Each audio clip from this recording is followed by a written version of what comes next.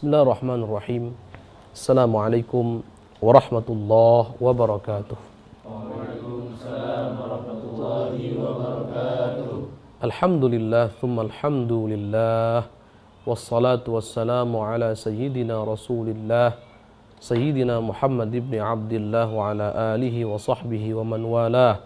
Wala hawla wala quwwata illa billah. Amma ba'd. Anak-anakku, para santri semuanya, kaifa halukum? Alhamdulillah bi khairin wa afiyah bi barakati du'aikum. Madza darsuna al-an?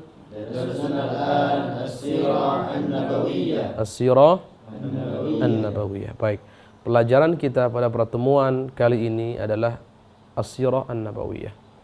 Sejarah makhluk paling mulia, manusia agung, panutan kita semuanya, yang wajib kita cintai, yang wajib kita ikuti, yang kita harapkan syafaatnya yaumal qiyamah nanti.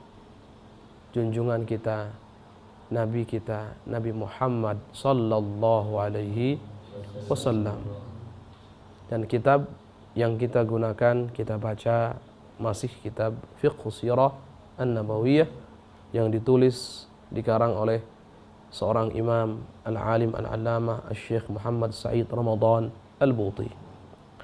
Pada pertemuan terakhir kita telah sama-sama mengetahui, telah sama-sama membahas tentang tabiat bangsa Arab sebelum masuknya Islam. Kita sama-sama mengetahui bahwa tabiat bangsa Arab itu bisa kita serupakan seperti bahan mentah. Bahan mentah yang belum melunak, yang belum meleleh untuk dicetak.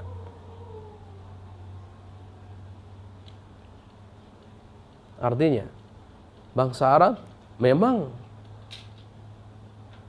memiliki kesesatan-kesesatan yang sama-sama kita ketahui. Memiliki adat istiadat yang buruk, menyimpang, iya. Tapi di sisi lain, bangsa Arab ini, mereka masih memiliki fitrah salimah, fitrah yang selamat. Mereka pun masih memiliki kecenderungan yang sangat kuat kepada arah kemanusiaan yang mulia. Ini bangsa Arab. Seperti apa? Mereka masih memiliki yang namanya wafa, balas budi, menunaikan apa yang harus ditunaikan. Ini bangsa Arab.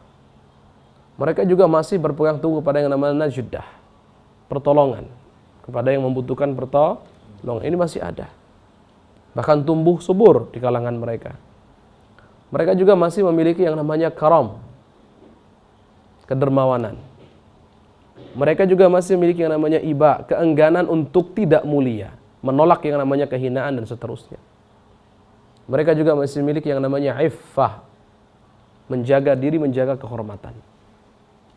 Ini bangsa Arab.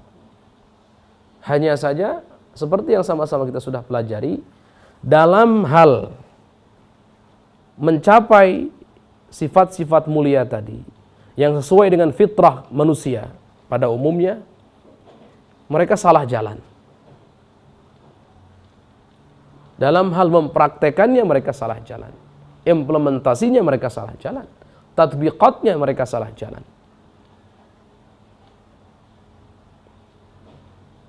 Mereka membunuh anak-anak keturunan mereka.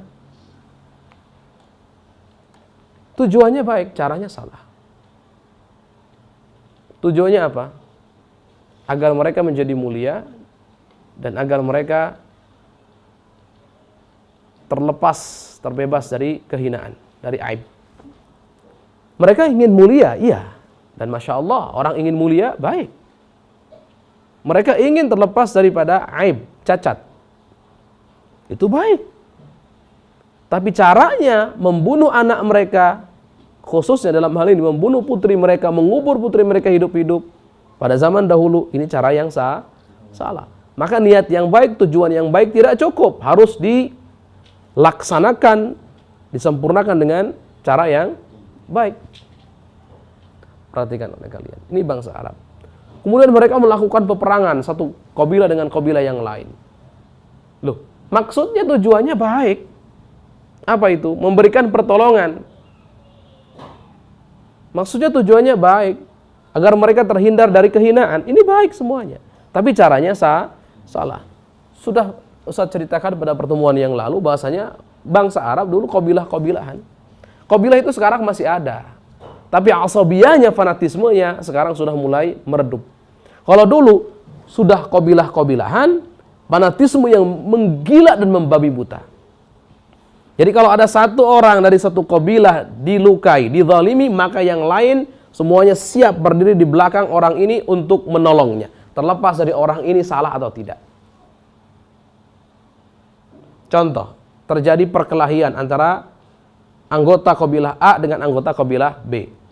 Kemudian anggota kabilah A terluka atau terbunuh dalam perkelahian tersebut. Maka satu kabilah akan bangkit untuk menyerang kabilah A tadi, akan menyerang kabilah B. Tanpa dicari tahu dulu penyebabnya apa. Siapa yang salah dalam permasalahan ini. Tanpa dicari tahu solusi yang tepat seperti apa. Tidak, pokoknya demi pertolongan, demi kemuliaan, demi menolong saudara yang tertindas menurut pandangan mereka, terzalimi menurut pandangan mereka. Semuanya siap untuk melakukan peperangan. Ini gambaran bangsa Arab dulu. Nah, sebabnya kenapa kok mereka bisa salah cara? Maka jawabannya, mereka salah cara karena mereka hidup dalam kegelapan, kebodohan, tapi kebodohan yang sederhana, basithah, yang biasa. Karena kebodohan itu ada dua. Kebodohan itu ada dua macam. Ada kebodohan yang pertama namanya al-jahlul basithah. Al-jahlu al-basithah. Kebodohan yang biasa. Yang kedua adalah al-jahlu al-murakkab. Kebodohan murakkab, yang luar biasa. Ini yang kedua. Bangsa Arab itu hanya masuk dalam kategori pertama, artinya tidak parah. Tidak parah. Kalau jahal basit, dia tidak mengetahui sesuatu. Itu jahal basit. Kalau jahal murakkab, dia tidak mengetahui sesuatu, hakikat sesuatu yang dimaksud. Dia juga tidak tahu kalau dia tidak tahu. Ya, jadi double. Ada dua kebodohannya. Ini namanya murakkab. Biasanya yang bodoh banget itu yang murakkab itu. Ya. Bangsa Arab hidup dalam kegelapan kebodohan yang sederhana.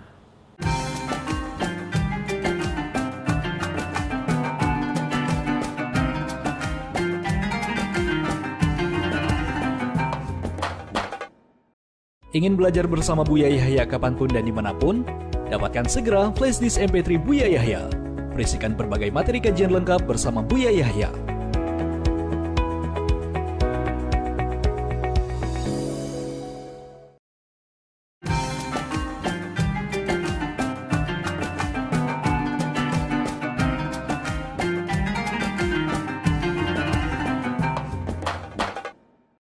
Kita baca teks selanjutnya, nas ibarah Syekh Muhammad Sayyid Ramadan Al-Buti. Qala al-muallifu rahimahullah ta'ala, nafa'ana Allah bihi wa bi'ulumihi wa amaddana bi asrarihi wa a'ada alaina min barakati amin ila an qala wa hadhihi al-halatu hiya allati 'abbara Allah 'azza wa jalla 'anha bid-dhalali hina ma wasafahum biqawlihi wa in kuntum min qablihi la minad dhallin wa hiya sifatun idza ma nusibat ila halil umam al-ukhra idzaka tadullu ala al-i'tidhar lahum akthara min an tadulla ala tasfihihim aw ta'yirihim biha dhalika anna al-umam al-ukhra kanat tastahdi linhirafatiha al-'azimah بمشاعل الحضارة والثقافة المدنية فكانت تتقلب في حمأة الفساد عن تبصر وتخطيط وفكر. Baik, ini beliau Syekh Al-Buti mengatakan keadaan seperti ini, keadaan yang dialami oleh bangsa Arab saat itu sebelum masuknya Islam. Ini yang kita bicarakan, perbandingannya adalah sebelum masuk Islam semuanya. Keadaan ini Inilah yang digambarkan oleh Allah Subhanahu wa taala dan disifati dengan dhalal, kesesatan. Kesesatan. Dalam sebuah ayat dikatakan wa in kuntum min qabli la minadh dhalin. Artinya kalian semua para sahabat, wahai kaum muslimin, mukminin, sebelum Islam datang, sebelum ini semuanya kalian adalah orang-orang yang tersesat. Sesat yang dimaksud di sini adalah salah dalam cara tadi itu, sesat. Jadi tidak sampai kepada tujuan. Tentu gini, orang punya tujuan. Orang punya tujuan. Kemudian salah jalan. Namanya apa? Sesat. Sesat. Wahya sifatun. Jadi kesesatan di sini dalam ayat ini adalah sifat yang kalau kita bandingkan dengan keadaan umat-umat yang lainnya saat itu, maka sifat tersebut menunjukkan mereka ini masih ditolerir, bangsa Arab ini. Daripada sifat ini menunjukkan bahwasanya mereka ini dibodoh-bodohkan atau hinaan untuk mereka, tidak. Artinya gini, kalau kita membaca dhalal saja, dhalal, bahwasanya mereka punya sifat disifati dengan dhalin, dhalalah, kesesatan. Kalau kita lihat kesesatan ini memang Masya Allah, ini adalah sesuatu yang buruk, jelas. Tapi ada pertanyaannya. Kesesatan bangsa Arab ini yang digambarkan dalam Al-Quran ini, kalau kita bandingkan dengan keadaan bangsa-bangsa lain yang ada di sekitar Jazirah Arab saat itu, maka bangsa Arab ini masih bisa dimaafkan, ditolerir. Bukan berarti dimaafkan itu mereka tidak salah, mereka salah. Tapi paling tidak mudah untuk dimaafkan karena memang mereka lebih ringan kesesatannya dibandingkan yang lainnya. Paham atau tidak? Baik. Kenapa kok bisa seperti itu? Mungkin bertanya alasannya apa? Kenapa bisa seperti itu? Maka jawaban kita adalah apa yang dikatakan oleh musannif di sini. Dzalika, itu semua, annal umamal ukhra, karena sesungguhnya bangsa-bangsa yang lainnya, kanat tastahdi, ada bangsa-bangsa yang lain itu, Persia, Romawi, Yunani, Hindu, mereka tersesat dalam kesesatan yang sangat besar, melenceng dalam arah yang melenceng yang sangat parah. Tapi melencengnya mereka ini, mereka memiliki obor hadarah, obor kemajuan, obor kebudayaan yang maju, obor peradaban yang maju, obor keilmuan yang maju. Lihat, seharusnya normalnya kalau kebudayaan mereka maju, keilmuan mereka maju, peradaban mereka maju, kultur mereka juga baik, bagus, maju, seharusnya mereka tidak tersesat. Karena tadi itu kebudayaan dan seterusnya, kebudayaan, kultur, kemudian peradaban, ilmu pengetahuan yang maju, teknologi yang maju itu lebih maju dari yang ekonomi yang maju. Karena ini adalah alat yang bisa atau wasilah yang bisa digunakan untuk tidak tersesat, untuk ke arah yang baik. Tapi lucunya mereka ini seperti memegang obor tapi tetap sesat gitu. Bayangkan, bangsa Arab itu tidak punya obor saat itu. Bayangkan seperti itu. Jadi gini, analoginya gini. Ya, kita bayangkan bangsa Arab dulu itu seperti berjalan dalam kegelapan. Kalau sesat kira-kira wajar atau tidak? Wajar. Walaupun sesat tetap jelek, bukan berarti dibenarkan, tidak ada yang membenarkan kesesatan, tidak. Tapi maksudnya ini perbandingannya kesesatan bangsa Arab dengan kesesatan bangsa-bangsa yang lainnya saat itu. Bangsa Arab ini analoginya, kiasannya, gambarannya begini, perumpamaannya seperti orang yang ingin melakukan perjalanan menuju satu tujuan yang mulia, tapi tidak punya obor, berjalan dalam kegelapan. Kalau dia tersesat, kira-kira wajar atau tidak? Nah, lihat. Tapi bangsa-bangsa yang lainnya, mereka punya obor. Dalam melakukan perjalanan, mereka punya obor. Tapi kenapa masih tersesat? Nah, itulah disebut kesesatan yang parah. Beda atau tidak? Nah, ini bandingannya. Ya, jadi bahwa beliau mengatakan fakanat tataqallabu fi ham'atil fasad. Jadi bangsa-bangsa selain bangsa Arab, Persia, Romawi, Yunani, Hindus, itu semuanya mereka ini bergelimpangan di dalam, seperti bergelimpangan, Masya Allah. Ini indah sekali, wallah nikmat sekali kita memahaminya Nikmat sekali. Coba bayangkan oleh kalian. Bagaimana Syekh Al-Buti ini mengumpamakan ini. Fakanat tataqallabu fi ham'atil fasad. Allah. Mereka ini seperti orang yang berguling-guling. Bangsa-bangsa lain ini. Fi ham'atil, ham'ah itu apa sih? Lumpur hitam yang bau, itu ham'ah namanya. Itu asalnya. Beliau mengatakan ham'atil fasad. Jadi di sini ada idhafatul musyabbah bil musyabbah. Jadi nanti kalian belajar dalam balaghah nanti. Jadi seakan-akan kerusakan yang mereka alami itu seperti lumpur yang hitam yang bau. Kesesatan yang mereka alami itu seperti lumpur yang hitam yang mengeluarkan aroma yang sangat bau. Dan mereka berguling-guling di situ, bergelimpangan di situ. Padahal ketika mereka bergelimpangan di dalam lumpur hitam pekat yang mengeluarkan bau yang tidak sedap itu mereka sebetulnya bisa melihat, bisa memandang itu tuh lumpur sesat. Dan mereka merencanakan itu, mereka bisa merencanakan, bisa menghindari, mereka bisa berpikir karena kebudayaan mereka maju, ilmu pengetahuan mereka maju, peradaban mereka maju, kultur mereka maju, ekonomi mereka maju, teknologi mereka maju. Jelas atau tidak?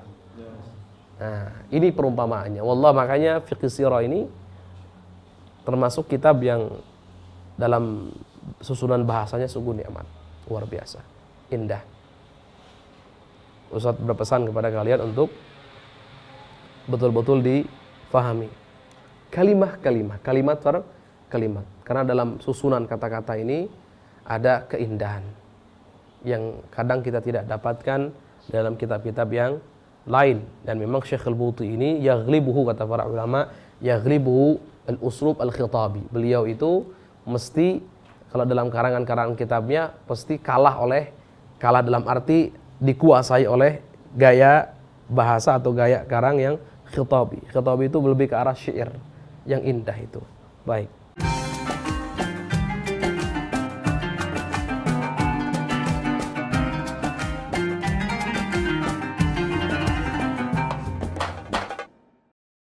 Mau menyaksikan kajian Buya Yahya tanpa biaya internet?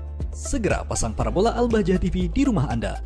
Bebas biaya bulanan dan tanpa koneksi internet.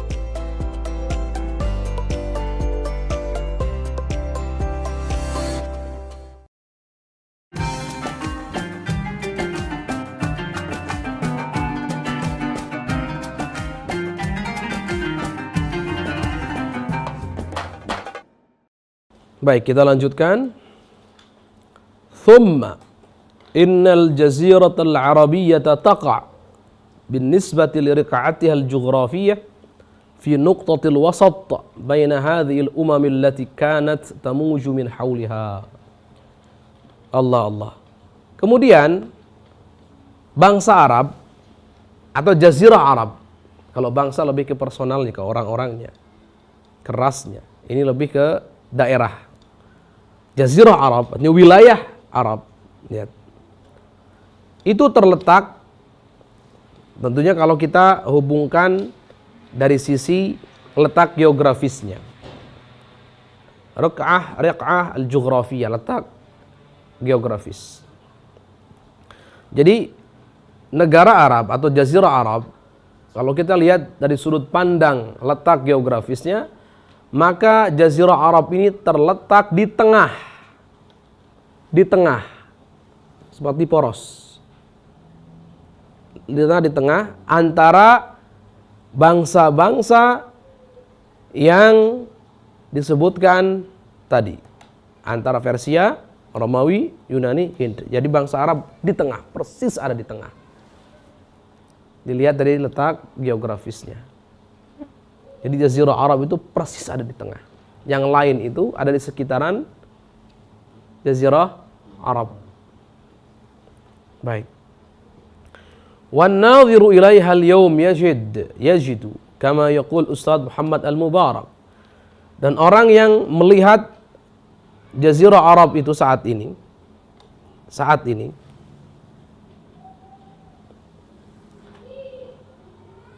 akan menemukan seperti apa yang diucapkan oleh Ustaz Muhammad Mubarak. Kaifa annaha taqifu fil wasat at-tam bayna hadaratain janihatain. Sekarang, saat ini, atau pada saat itu, pada saat Syekh Al-Buti ini mengarang kitab ini, dan ini sampai sekarang masih berlanjut. Bagaimana Jazirah Arab ini terletak di tengah persis, diapit antara dua kebudayaan atau dua kemajuan, dua negara yang merupakan ekstrim kanan, ekstrim kiri. Sayap kanan, sayap kiri. Dia di tengah. Sekarang, ihdahuma hadaratul gharb al-madiyah, salah satunya adalah kebudayaan bangsa Arab yang material, bangsa barat, bangsa barat yang material, allati qaddamat 'anil insan suratan batra la taqau hatta 'ala janibin juz'in min al-haqiqah. Yang mana kebudayaan bangsa Eropa yang material ini hanya menggambarkan kepada kita semuanya tentang manusia itu adalah gambaran yang terputus-putus, gambaran palsu. Yang jauh daripada hakikat manusia pada umumnya. Jauh. Atau menggambarkan pada manusia, menggambarkan hakikat yang sesungguhnya tentang agama dan yang lainnya itu jauh sekali daripada hakikat yang seharusnya. Pokoknya mereka fokusnya kepada apa sih? Fokusnya hanya kepada materi. Jadi bangsa Arab sekarang ini, Jazirah Arab itu diapit oleh dua sisi kebudayaan yang berbeda. Yang pertama adalah kebudayaan Eropa yang materi, yang menyuguhkan kepada kita gambaran manusia yang tidak utuh, gambaran manusia yang tidak utuh, yang terputus, yang jauh daripada hakikat manusia itu sendiri, hakikat daripada agama dan yang seterusnya, jauh. Pokoknya mereka fokusnya hanya kepada materi.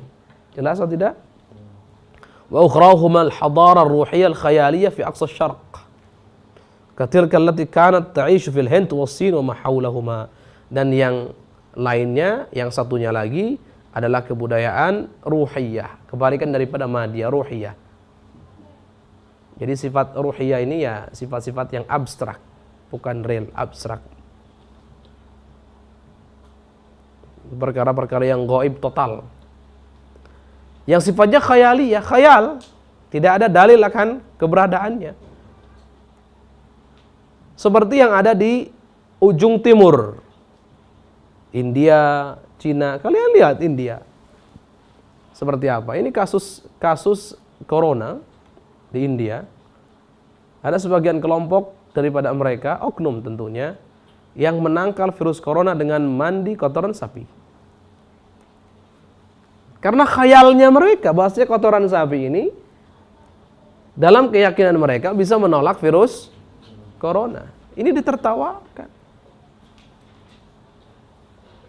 Bagaimana dengan khayalan-khayalan yang ada di ujung timur sana? Ini khayal banyak, khurafat banyak sekali. Kita semua tahu itu. Binatang dituhankan dan seterusnya. Kemudian ada dewa ini, dewi ini dan seterusnya. Khayal. Tapi itu yang ada dan itu kenyataan. Jadi kita ini bangsa Arab ini diapit oleh dua sisi, dua sayap kebudayaan yang bertentangan. Eropa dengan materialnya, kemudian Asia atau ujung Asia dengan ruhaniyahnya. Ini Masya Allah, bertentangan betul dua ini. Baik. Ini yang bisa kita bahas pada pertemuan kali ini. Ini masih tentu ada pembahasan terkait dengan tema kita tentang rahasia di balik terpilihnya Jazirah Arab sebagai tempat pertama tumbuh kembangnya Islam. Bisa disebut dengan tempat persemaian tumbuh kembangnya Islam. Masih ada pembahasan tentunya. Yang jelas yang kita pelajari ini adalah gambaran besar, atau sebagian besar daripada apa yang kita pelajari ini sudah mendekati gambaran yang akan dengan gambaran tersebut kita bisa ngambil kesimpulan tentang hikmah di balik terpilihnya Jazirah Arab sebagai tempat tumbuh kembang Islam, dakwah Islam pertama kali. Nah, ini masih ada sedikit pembahasan. Setelah itu nanti kita baru akan mendapatkan kesimpulan yang real, kesimpulan yang nyata. Baik, oleh karenanya terus dan terus semangat belajar, jangan sampai putus. Mungkin kita akhiri pertemuan kita pada kesempatan kali ini. Semoga Allah Subhanahu wa taala memberikan kita semuanya ilmu yang bermanfaat, yang bisa mendekatkan kita semua kepada Allah, kepada Rasulullah sallallahu alaihi wasallam. Ala hadhihi niyyah wa ala kulli niyatin salih. Al-Fatihah.